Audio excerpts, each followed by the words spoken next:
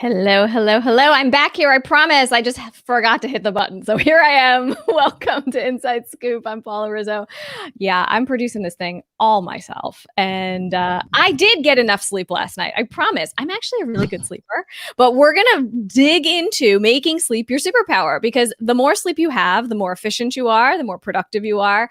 And, you can make the best use of your time. That is not wasted time while you're getting some shut-eye. It's actually really, really great. And we're going to talk to a new author, Julie Wright. She'll be joining me in just a moment to talk about her new book, The Natural Sleeper.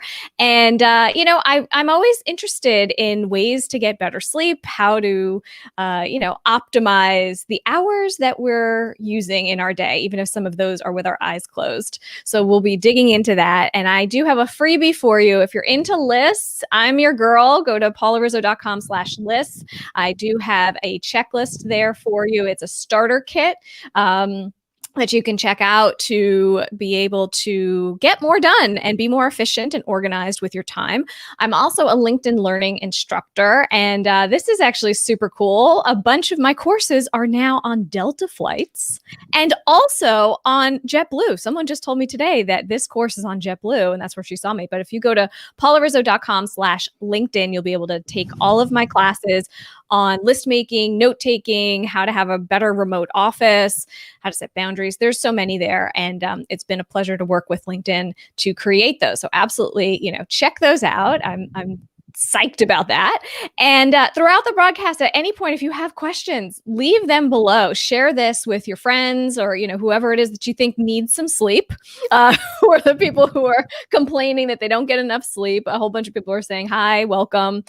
Glad to see you all here. So absolutely, if you're watching the live broadcast, ask your questions live. And if you're watching the replay, put questions below too, because we're going to answer them as well. So absolutely do that for us. So I'm going to bring on my guest right now to say hello and talk all about sleep being your superpower. How are you? Nice to see you. Hi, Paula. Great to be here. Hi, everyone. Good to meet I you love all. that you're here. Yes, I actually don't even know how I found you. I think I found you on social media, but I was thrilled to see you, Julie, and your new book, Good. The Natural Sleeper. So Yes. why don't you give us a little background? How did you become this sleep guru? Okay, I'm not going to call myself a guru if that's okay. I like to call myself a sleep Okay. ambassador, a sleep educator, a Okay. purveyor of sleep solutions. I'm really here to make the link between people who struggle with sleep issues and people who can help them. And sometimes it's even me who can help them. But really, there are so many solutions and options available. I mean, you have to start with the basics, when it comes to basic sleep tips. And I'm sure we'll talk about that a little later. But it's worth exploring everything that's on that's available and see what works for you, because I really believe that your journey is a personal journey. And I think you have to flock towards what makes sense to you, what feels natural to you. And that's how I came about to writing The Natural Sleeper. I just want to grab the book just because I want to show it, because I'm so Of proud of course. it. I'm not sure if it's reading. I think it's in the right, Yes, it the looks text good. sometimes in verses. Yeah, so it's illustrated. There's lots of options. It's a couple hundred pages with ideas on how to sleep naturally and support your natural sleep-wake process. But how did you come to be a sleep expert? Yes, This that is a was the personal original story. question. Yes. Yeah, totally. Let me put this down. Yeah, so I mean, I really come from a place of personal knowledge on sleep deprivation and issues, because I was the best sleeper you could imagine. And one day I stopped sleeping well. And not only that, it just, continued on and on for years and years. And after a while, I thought, really, I need to do something about it, because I saw it impact my life at work, in relationships, in terms of my physical performance, my motivation. And I could really see that I was not the same person. And it even impacted my mental health. I just didn't feel as good. So of Yeah. course I ran to the doctor and got my prescription for sleeping pills, which I wasn't too happy about. But I'm like, all right, let me try it. And unfortunately, I had adverse reactions. It just didn't work for me. Either some would make me feel too groggy, and others would just have the opposite effect of making me super hyper, and it was awful. Like, it was just a really bad experience. So I started exploring a number of options. And really, this is how I came to writing the book. Yeah. And eventually I wanted to share that knowledge. So I started organizing workshops, on the topic of sleep improvement.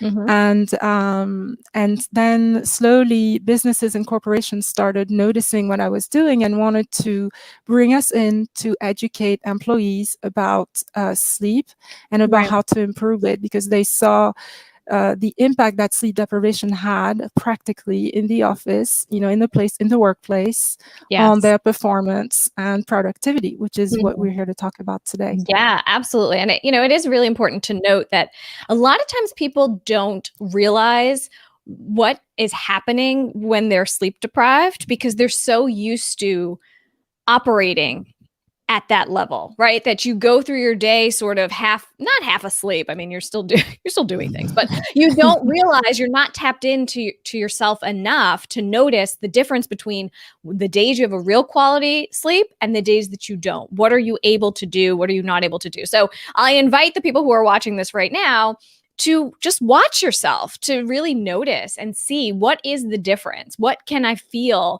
Because I notice it. I'm a pretty good sleeper, but on the days that I don't sleep, I know. I mean, my brain is not functioning at the same caliber as it usually is. So talk to us a little bit about that, about productivity specifically, efficiency, and what lack of sleep will do or Will not do. do. Yeah, exactly. I mean, you talked about something that was pretty interesting. It is that you are at work and you are working and you're there, but what you are is just present. You're not giving your best self. You're not giving your best work. And it's called presenteeism, which is something that HR departments and a lot of companies are working really hard at combating, because presenteeism impacts productivity because people are just not working as fast and they're struggling to concentrate in meetings. They're struggling with coming up with creative solutions, strategizing, memorizing, learning even, and that's a big issue. And this is sort of anecdotally, that, and you've even noticed this, within yourself, but actually it's been studied. So there's a report that I really like, and I always refer to that one. It was done by a business school in the UK called the Hult Business School. It's the Ashridge Vicky Coppin report. And basically, they took about 1,000 professionals and looked at the impact of sleep deprivation on these professionals. They were all levels, all industries. They sort of looked at it on a wide basis. And then they did a survey and looked at really in hard numbers how this was impacting people. And I have like this tip sheet right here because I don't remember all the stats, but I'll tell you, you're looking at between 65 to 70% of the 1,000 people surveyed would have issues with being frustrated, struggling, focusing in meetings, struggling to focus on their objectives. They would take longer to complete tasks, finding it harder to even collaborate with colleagues, and just being a bit grumpy and moody. Sure. And just didn't feel motivated overall. And they would also find it more difficult to learn and to generate new ideas. I talked about creativity earlier, and even understand concepts quickly. So someone might be talking to you at work, but they have to repeat because you just can't really get what they're saying. Yeah. And also other things like motivating others, being leaders, standing up and trying to motivate the troops is also much harder. That's what was found for the senior, leaders and senior executives. Right. So it was really impacting on all areas of work, really. And this has a cost, and this cost, both in terms of mental health, but even in productivity, has been, it's been looked at specifically in the context of sleep. So there's Rand did a big piece of research, and they found that sleep deprivation in the US costs every year over $400 billion. And in the UK, over $50 billion. That's what it's costing the economy, because people turn up at work or don't turn up at all, because a lot of absenteeism and sick days, and also people who feel so poorly that after a while they just give up, their job, or they might be made redundant because they haven't given out their best work as a result of sleep deprivation and the lack of productivity. $400 billion. Is that what you said? Yes, actually, I'll be more specific. $411 billion is what was evaluated, That's in insane. terms of I'm a writing it cost to down. the That's economy. Yeah. Yeah. $411 billion. That Yes. is, just take that in for a second. That's more money than I can count, right? That's huge amount of money. That's incredible. And one of the things too, like, yes, it affects your everything you mentioned, right?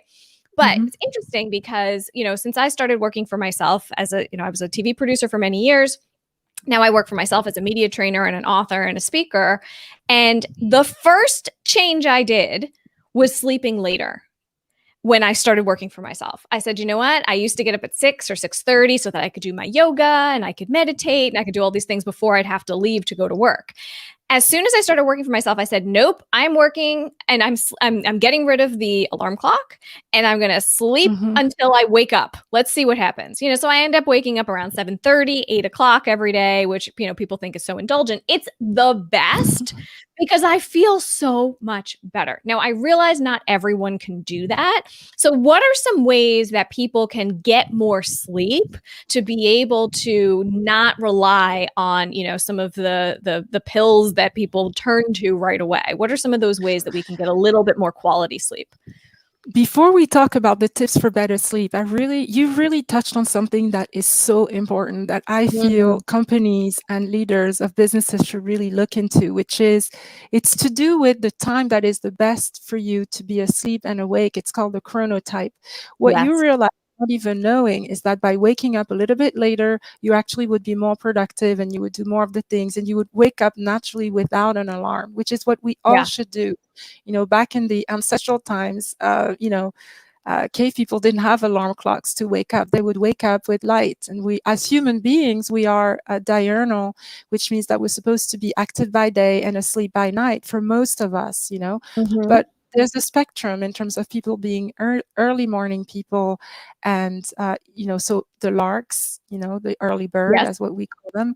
And then the owls, which are, night people, or extreme night owls, which are people who are more active in the later hours of the evening. And what's important is to figure out what your chronotype is. And there are tests Hmm. online that are available that can help you define that. It asks a number of questions and then it tells you what you're likely to be. Hmm. And Well, that is a ideally, tip. That is a first tip, is to that figure is out a what your tip. chronotype is. So Figure out, that's true. Figure out what your chronotype is. yeah. And then, of course, it's also figuring out the amount of work, not work, actually work too, but the amount of sleep that you require, because this is also genetically Yes. defined, as is the chronotype. We all need different length of sleep duration, in other words. So the range goes from 4 hours to 10. Most people are between 7 and 8 hours, but the best is to figure out what's best, in terms of what you need. And Hmm. ideally, you should be able to go to bed when you feel sleepy and your eyes are just starting to, water and twitch. Yeah. And then you should wake up naturally without an alarm, and preferably with morning lights. It would be ideal. And then, if you do this on a regular basis, so usually if you have no stimulation like evening television or even bright lights in the evening, Right. a good time to try that is to do this when you're on holiday, perhaps, and when you don't have pressure from work or anything specific to do, and just see what happens with your body, how it naturally falls into a cyclical pattern Mm. of waking up and falling asleep. So then you'll know your duration and also the best time for you to be asleep. So that's definitely the first thing to identify. Yeah, And then it after, makes a difference too, where you are in your life. I've noticed that. yes. At different points of your life, you may need more sleep or less sleep. You may Hmm. change. Maybe you're not going to completely change your chronotype, but you might be a little bit more interested in waking up earlier versus later or whatever it is. So this can change over the course of your life. This is not something that, right, will always stay with you, because I know that to be true for myself. For yourself. So you can adjust, but your Yeah. chronotype defines those things, and this doesn't change because it's part of your, Mhm. genetic heritage. So it doesn't change. What you can do is adapt, and you can shift specifically by using light, as a way to shift your circadian rhythm and your patterns Sure. to be able to do that. But honestly, it doesn't really change. Your nature is your nature. You can alter and push yourself in one way or another, but it won't be your sort of natural True self, stuff. doing Yeah. that. So it's just, Mhm. but one thing about age though that you said that is important to talk about is the fact that with age, the quality of our sleep becomes worse. But Yeah. it doesn't mean that we need less sleep. We need just as much sleep in our adult age, Ah. whether we're in our 20s or 30s or whether we're in our 80s. It's just that Mhm. the quality of our sleep it becomes worse. And specifically, we spend less time in deep sleep, which is the stage where we grow, regenerate cells, and it's just a very important process to recuperate and sort of repair and heal the body and grow the body as well. So Right. that's something that we have less of, and as a result, we struggle more as we get older, and therefore we start relying on naps during the day, which is why often Mhm. you'll find, the elderly, and people who are more mature age would be, sleeping a lot during the day. Mhm.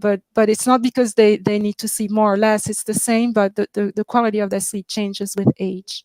Yes, I see. Got it. Well, look, I've spent a large part of my career as a health producer. So I produce lots Yes. of health and wellness client, Yeah. segments through the years. I've done tons of stuff on sleep, and I know all the good tips. Right? You should be sleeping in Sure. a cold, dark room. Cool, dark room. You should wear an eye mask. You should have earplugs if you want to. You should have a nighttime turn down routine. You should read before bed. You shouldn't use your screens. You should drink tea, something like that. These are all things that people are told to do. They don't necessarily do all the time. I do it because I know that it works. But what are some of the more, unconventional ways that we can naturally get to sleep that will be able to help us then stay asleep? Yes, I mean it's interesting with that because it's true that sleeping it's a natural process and it's not rocket science, and everything you said makes sense, and it's about recreating a quiet, dark, cool, like you said, just good ventilation, being comfortable in your bed, feeling safe as well. So safety is really Mm. important. And also managing any sort of mental health, sort of depression and anxiety will impact on your sleep as well. I mean, this is kind of why I started exploring and finding solutions. So in the book, in the Natural Sleeper, it's a couple of 100 pages of all sorts of things you can explore. What I find for myself is that it's a combination of what you describe, which is sleep hygiene, so Right. that's what it's called, which is the basic things that you do to recreate or to create a good bedroom or sleep and lifestyle environment that supports good sleep. But I also found that it helped me to explore other things. And as far as I'm concerned, I do the same as what you described, but I add on to these things that work for me. And it might be Uh-huh. different for different people. For some people, meditation and mindfulness is really helpful. For other people, breath work, and for me as well. I mean, I find all the breathing techniques, especially around calming the central nervous system, specifically the parasympathetic nervous system, are really efficient.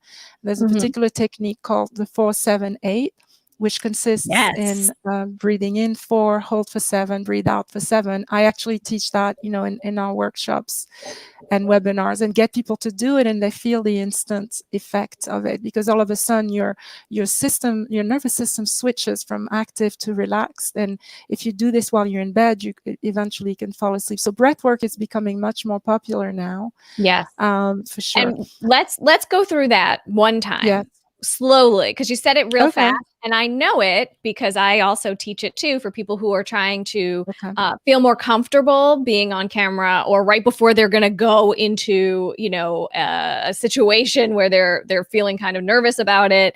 It's a great tool. I stole it from Dr. Andrew Weil, but Yes, it works. Is I've that where? seen him. Yes.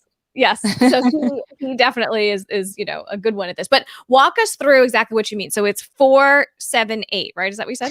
All right. So it's also called controlled abdominal breathing. So the Yeah. difference is breathing with your stomach, your belly, versus your chest. So if you put your Mm-hmm. hand on your chest and the other hand on your belly, you can't see it because of the camera here. And I'm Mm-hmm. noticing I have the ring light in the camera, so I hope it's not disturbing Okay. anyone. Anyway, hand on your chest, other hand on the stomach, and you breathe in, pushing your stomach in. So when you breathe in through the nose, and your stomach should inflate, but not your chest. So if your chest starts rising, then you're not doing the right thing. It's the belly that should be rising. And then you hold that breath for 7 counts, and then you breathe out slowly for 8 counts, sinking in the stomach towards the spine. So sucking it in like this. So breathe in, 2, 3, 4, hold for 7, 6, 5, 4, 3, 2, 1, and breathe in for 8,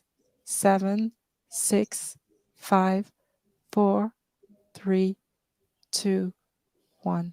And you would do this over and over, and you don't have to Mm-hmm. necessarily keep your hand on your chest. I mean, as long as you have your hand on your stomach, and really the breath should go straight into the belly, inflate it and then deflate it, and you do this over and over. So that's one of the techniques. If you're a yoga not practitioner, but if you practice yoga, you'll be familiar with pranayama also, which is nostril breathing. When you breathe in through a nostril, breathe out through the other, and hold your breath in between. It's a very similar principle. In fact, I think that's where Dr. Weil got it from. Mm-hmm. I do too. Yeah. Yes. And so that's another one. I'm also a big fan of sound therapy, and I have a whole chapter in my book about sounds, neuroacoustic sounds and psychoacoustic sounds as well. So it's different types of sounds that can help slow down your brainwave and induce relaxation and make you feel calm. Are there specific sounds that are better than others? Because I know, there's been for years, people have apps and CDs. I'm like dating myself. Apps that, will give you, the sounds of the rainforest, or, I really like, like white noise, and I can't sleep. If I'm traveling, I can't go to sleep without it. And it really is helpful. But are there certain sounds that we should be trying versus others?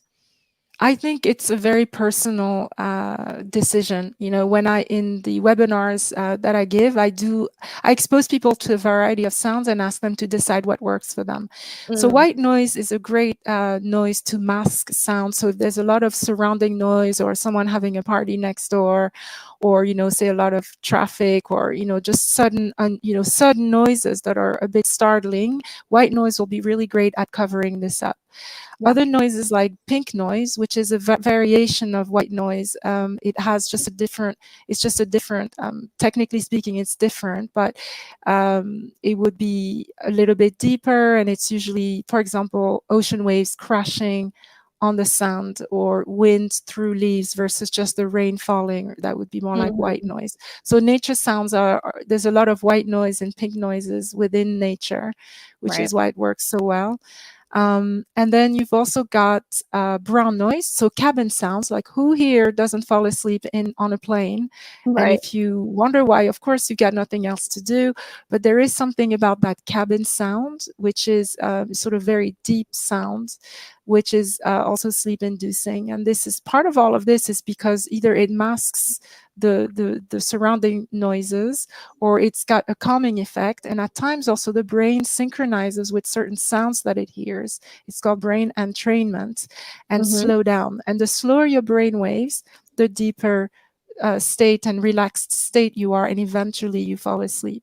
There's also other noises like binaural beats, and you can easily find those by just typing in Spotify or Google, which are interesting because they sort of supposedly balance your brain by emitting different frequencies in different side of your ears, and that seems to work for some people, but it may not work for others. And there are other sounds, some also ASMR is one that's really popular on the net as well. You probably heard. I was going to ask you about that, but I literally was just, you totally caught me. I was like Googling it because I couldn't remember what the name. Acronym. Yes.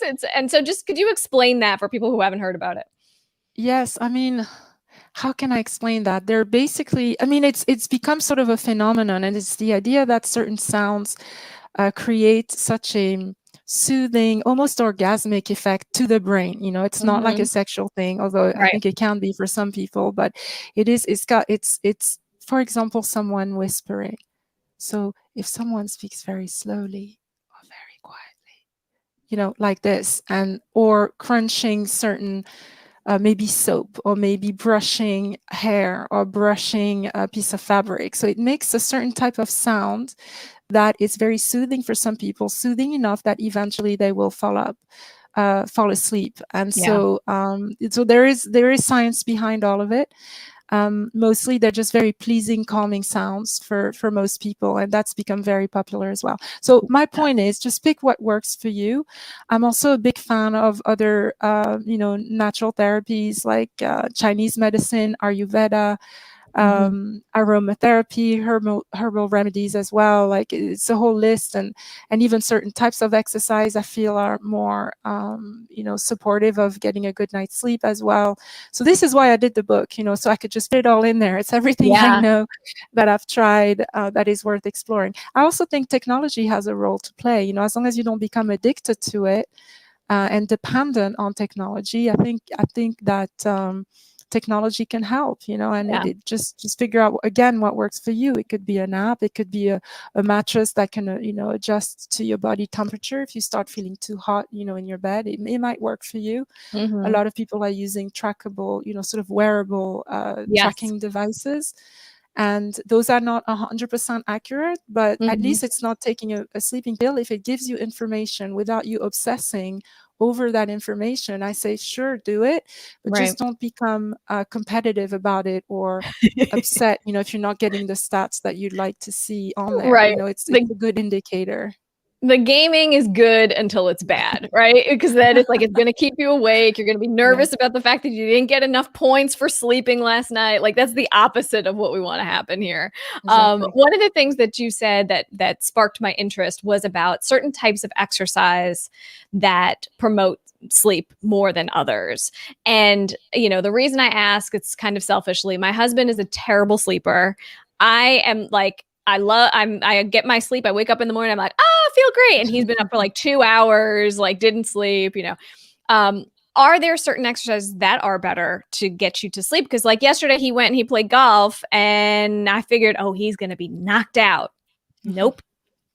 That didn't work. Well, the sleep is such a complex process, as that there's many reasons why you might not be sleeping, and you might be doing all the right things. I mean, so many of the chronic insomniacs are actually doing all the sleep hygiene tips that you talked about earlier, and Right. doing all the right things and still can't sleep. For some people, it has to do with what's on your mind, and there's a number of different approaches you can do to prepare your mind for sleep, and manage your mind if you wake up in the middle of the night. But coming back to exercise, though, the idea with exercise is that it shouldn't be too intense, too close to bedtime. So Ah, meaning, so I don't know if golf qualifies as an intense workout. I was thinking more of things like spinning, or right. just running, but fast, sort of competitive running, things like that. Sure. So you should really stop perhaps 4 or 5 hours before bedtime, so your body has a chance to wind down, because your cortisol levels, cortisol with an L, which is your stress and alertness and wakeful, energetic hormone, is just boosted when you exercise intensely. So it is, if you must, but it's better you exercise than not at all. So Yes. if you must exercise, and you can only do so in the evening, try to have as much, do it as early as possible, so that it doesn't run into your evening. And also, you might consider things like taking a hot shower and cooling down the temperature, because this Mm-hmm. will help bring down your body temperature. But also, you might consider doing wind down techniques, whether it be Yeah. meditation or breath work or mindfulness, Mm-hmm. or anything that makes you feel relaxed and can switch you off. Might be a good idea. Opening windows also to help bring down the temperature. So you want to bring Mm-hmm. down your body temperature, Mm. because the hotter you feel, the hotter it is in the environment, and the higher your body temperature is, the harder it will be to sleep Mm. properly, or fall asleep. So it's really important.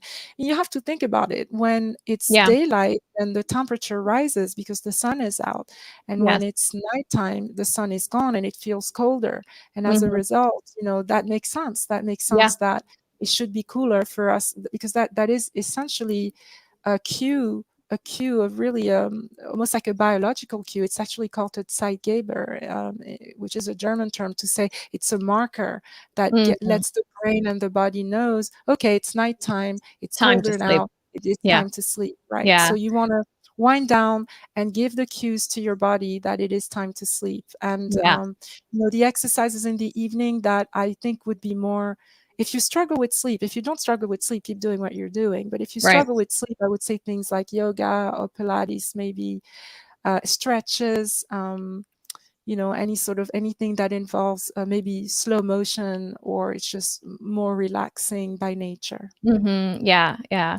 I mean, that's great. I love the idea of like cooling down your body temperature. That's not something that I've really Mhm. thought through or heard before. So I love that. This has been really very, very helpful, and lots of good techniques and things in there. And I encourage everyone to go check out the book, The Natural Sleeper. And if you have questions, leave them in the chat boxes below. We will be sure to get back to those. Even if you're watching the replay, we'll be able to answer those for you. And you have something for us as well that I want to talk about in just one second, but I do want to pop up a few people who have given us a little bit of some comments. There's someone from LinkedIn saying, my husband works 4 nights a week, works nights. See, that's another thing.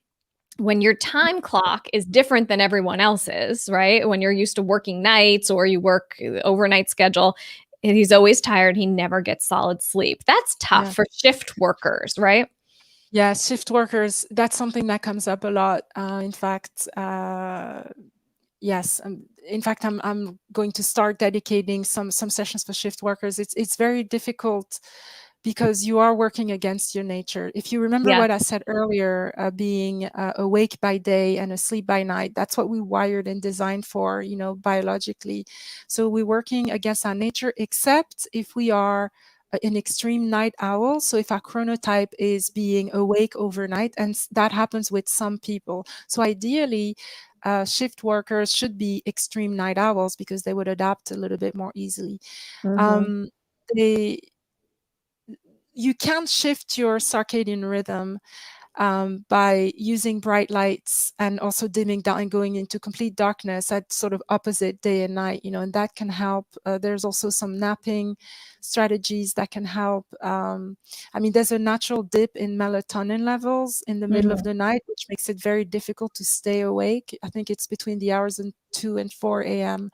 naturally. And also you have to think about when you get home is really being able to recreate this quiet space, like all the things we talked about that creates a Yeah. good bedroom environment needs to be recreated in the Yeah. day, perhaps using white noise or earplugs, and just as really as quiet as possible, blackout curtains, etc. But it will be. And also the difficulty with shift workers is that often their shift schedule, the pattern changes too frequently. What's Oh, advised, right. For them to get used keep to the it. same, yes, to keep the same schedule for as long as possible, not change it Mhm. every 2 weeks or every month, because then the body doesn't have time to adjust. Another Yeah. tip is also when going home to wear very dark sunglasses, just to start with that. And when getting home, it's obviously blocking any sort of noise. I'm not sure if this person lives with a family and if children are Mm. agitated, or if the TV is running, or if it's a noisy place. That's not going to help either. So you really have to recreate the best conditions for sleep during Yeah. the day that would be equivalent to being at night. And then for some, if none of this works, and there's a bit more detail into all of that, and I'm not going through all of it, I just gave sort of the top tips. Mhm. And again, bright lights is also an important one. But you can get, there is medication that doctors can prescribe to help, and they're supposed to boost alertness. Mhm. And this helps, this is sort of in more extreme cases when people really, really can't cope. But I wouldn't recommend necessarily to resort to that, but you can Right. get medication that helps in the case of being a shift worker overnight. Yeah, it's tough. It's tough working those crazy shifts, Mm. in the TV world, we do it quite a lot. My husband as well, that is Yeah. probably why his sleep is messed up, actually, now that I What you um, can do is just do the best to improve. All the tips is apply them so that you can make the best out of the sleep you get when you get it, so right. that yeah, that it's really, it's worth really all of this, and also the time you eat and everything, Yeah. So I mean, I recommend if you do get a chance of reading the book or even research online, if you Mhm. didn't want to buy the book, just to follow the general advice, and using light as your ally to help with shift work. Yeah, yeah. But we want you to buy the book. So buy the book. It's The Yeah. Natural Sleeper. Yes. And you have a great freebie for everybody. If you go to wesleep.co.uk/inside scoop, and I will link this below. What will they get if they go there? What sort of So free thing do you have for them? yeah, it's a sleep diary, and it's a tool that I've been thanked for, when it's really not rocket science either, but it's a great tool for you to monitor your own sleep, because I always say sleeping well starts with self monitoring, and understanding Mm, what's happening with your sleep pattern. We track what we eat, we track if we exercise or not, and we track all kinds of things. We might track our sleep, but usually just in terms of using a tracker, like a wearable device. yeah, But it's not really giving context around what's happened in the day. And to be honest, a week later, we probably forgot what happened on a given night or day. yeah. So this is just a single, it's 2 sheets. It runs for 7 days, and you can do the experiment for 14 to 21 days if you'd like. And there's a number of questions that ask you what happened during the day. So there's specific questions around your sleep hygiene, but also your mental well-being and any events, what you've eaten, things like that. And the Mhm. point is for you to start observing what you've been doing during your days that could be impacting your nights. On the flip Right. side is tracking all of your nights, and this is something that you would fill out as soon as you wake up in the morning to explain how your night went, how many times you may have woken up, and Mhm. what times, and any events or anything. So you can start self-analyzing and understanding what could be causing a poor night's sleep, especially when you already know a lot about sleeping well. Yeah, And yeah, if not, worst case, having that diary is so helpful to see your doctor if you need more support, or a sleep consultant, because yeah, that will give them some information on how to help you better. I just want to add one more thing, actually, that we haven't talked about, which is also very common, which is breathing issues, especially sleep apnea, which yeah. is when you snore at night or even gasp for air. Literally, you Mm, stop breathing for a second or something. yeah, pretty That is, terrifying. yes, and this is so common, Yeah, and it could be because of sleeping in certain positions, or being overweight, or just having, just soft tissues in your throat that are blocking your breath, or it could be or deviated septum, sure. which could be an issue as well. But that's also something that you need to go see your doctor for, Mhm. and then might lead you to go to a sleep clinic to get a sleep study, which is sort of Right. the next level. Yeah, yeah, and if you have your sleep diary, even better, you'll be able to share that with your doctor and get your Exactly. solutions much, much sooner. Well, Julie, thank you so Exactly. much for being here. It's been a really wonderful chat. Make sure to check out the book, The Natural Sleeper, and let's show the book one more time. There you go. Yes. There you have it. All Such a right, beautiful Julie. name. Good to Great. meet you. Thank you very much. And for those of you who still have questions, absolutely leave those below. We will get to those in the comments below. Again, if you go to paularizzo.com/list, you can check out my list making starter kit. That's a little freebie there for you. And if you're interested in learning some more about list making and productivity and how to do it better, go to paularizzo.com/LinkedIn. I'm a LinkedIn learning instructor, and I do have a lot of great courses for you there. And also, if you're flying on a Delta flight or a JetBlue flight, you might see me in the air there too, which is super, super exciting. Well, I will see you all next time. Thanks again for watching. See you later.